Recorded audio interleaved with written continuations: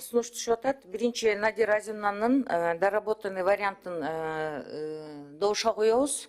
Эгер ал өтпөй калса, анан ар бирин анда кайра башынан 5 элементтен кайра башынан коюп чыгабыз.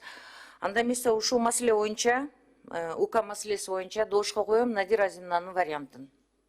Макул? 3 жыл 5. Каршы Гүл Ахматкуловна. Рахмат.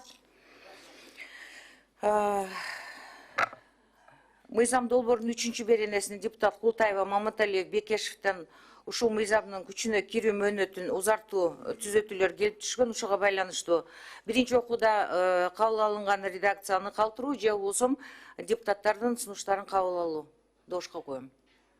Надира Азимнанын сунушун добушка коем. Добуш бериңиздер. Макул? Каршы Гүл Ахматкуловна. Рахмат. Корутунду. Жогоруда баяндалгандардын негизинде, анан добуш берүүнүн негизинде комитеттин чечими жактыруу жана Кыргыз Республикасынын жогорку кеңешине 2-чи окууга кабыл алууга сунушталсын деген депутаттар добуш берип коюңуздар. Макул?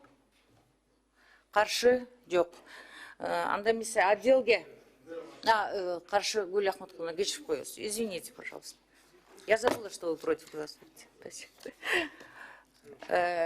Урматтуу отдел, азыр силер стенограмманы, анан кийин болсо видео жазууну алып, ар бир нерсени кайра башынан карап чыгып, бүгүнкү добуш берүүнүн негизинде корутундуну жогорку кеңешке кабыл алууга сунуш эметесиңер, даярдайсыңар.